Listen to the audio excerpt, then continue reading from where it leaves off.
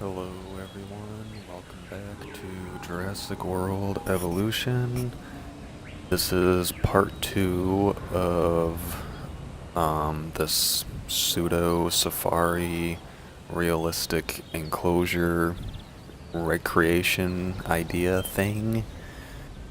I know that didn't make any sense, but basically the first time we did Jurassic Asia, and now the exhibit over here is Cretaceous Africa.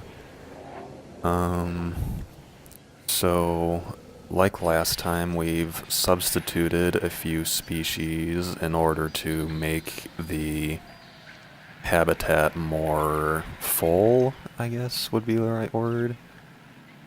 I know a little bit more about this time period because basically ever since Spinosaurus was in Jurassic Park 3, a lot more people have studied this area. So there's just more stuff to look up. But basically, one of the most interesting things about this time period and this area prehistorically was that there were a lot of carnivores. So at the top of the food chain, so to speak, was probably Spinosaurus and Carcharodontosaurus. The thought was that Spinosaurus was at least semi-aquatic and would eat fish and sharks, and that allowed Spinosaurus to become a huge super predator, but also to not really compete with the land carnivore that would hunt things like Ouranosaurus, which was the Carcharodontosaurus. There was also giant crocodiles like Sarcosuchus, which I can't really emulate, so that's not in here. And then there were smaller carnivores, which I have put in here as Rugops. I have replaced Majungasaurus as a Rugops. So what that dinosaur was, it was a member of the Abelisaurid family. I think that's how it's said. The most famous Abelisaurid was Carnotaurus, so imagine it has kind of like the snout where the upper jaw is really big and the lower jaw is really thin, and it has tiny one-jointed arms that don't really serve any purpose other than to look goofy. So that's what the most Abelisaurids looked like. So Rugops was an Abelisaurid, and so was Majungasaurus, so they actually probably looked fairly similar.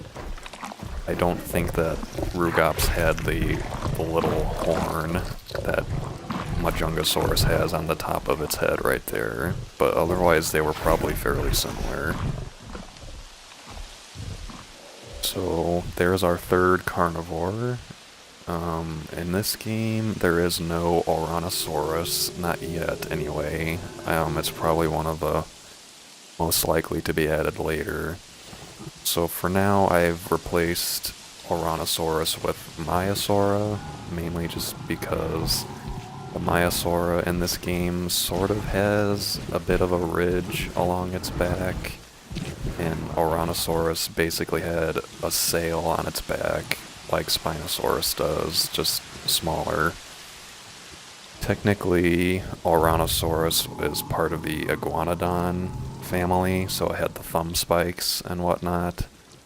But overall, in this game anyway, I think Maiasaura looks a little bit closer to what Ouranosaurus would have looked like than the Iguanodon does in this game. The Iguanodon looks so cool, but and so uniquely it's Iguanodon that I think this is a little bit of a closer emulation. And plus, I don't use Maiasaura very often, so it's a bit of a different take. And lastly, there was a titanosaur called Paralititan that existed alongside all these dinosaurs, so the only The only Titanosaur in the game is Dreadnoughtus, so I have substituted Dreadnoughtus for Paralititan. So there we go. So let's see, that's a total of 1, 2, 3, 4, 5 species in here, same as last time. One kind of interesting thing to note is that if any of y'all are trying to make something similar to this, in order to get, so let me, I guess, take a step back. In the previous enclosure, you might be able to tell with the herding mechanics, the dinosaurs will stick really close to each other. So our Sinraptor / Metriacanthosaurus, these two stick together because this is the alpha and this one is the subordinate. And if you look down here, the social group is only 1 to 2. In order to increase the pack size, quote unquote, you actually need to adjust the social needs. Otherwise, the third one that you make, it'll just kind of, or whichever one's the oddball out, it won't follow the other one, the alpha. Like, it's kind of hard to explain because right now they're actually fairly close together. But basically, I adjusted the social group for the Majungasaurus. All 3 of these have a social group of 2 to 3 instead of just 1 to 2. So now all 3 of them are almost always right next to each other, which is what I wanted to have happen, instead of having 2 together and 1 randomly roaming around. Alright, so that's kind of the information about this mini habitat ecosystem I've tried to recreate. One thing I'm not sure if you all noticed, but every time you take a Jeep out, or if you manually drive a gyrosphere, the carnivores will chase you and run around in circles, and it's really annoying. It kind of disrupts the whole idea of watching the dinosaurs naturally. However, instead, if you just do the ride gyrosphere option, which thankfully I've caught one at the very beginning of the tour, they will roar at it, but they won't run around in circles obnoxiously for it. I don't know how it's coded, but basically, this doesn't give me as much freedom, but you will be able to see the dinosaurs much more naturally. They're not going to start chasing the Jeep around in circles or anything like that. So anyway, this is the part of the video where I stop talking and we're just going to go for a tour. I will be moving the camera around to try to look at more interesting things when I can. But what I'll do is after this I'll still take a ride in the Jeep to get some good shots, and that'll be the end of the video. Also, I'm kind of curious to see if there's any interest in these kind of video ideas. I've been thinking of trying to recreate other ecosystems, or even trying to recreate certain episodes of dinosaur documentaries, such as like Walking with Dinosaurs. Certain chapters of that you can recreate with the dinosaurs in this game. Or I think it's Prehistoric Planet is the mini-series where there's Pod's Travels and Alpha's Egg. This game has the necessary dinosaurs to recreate that feel, I guess. So I'm curious to see if anybody has any preferences, or if these mini safari videos are just a dud. And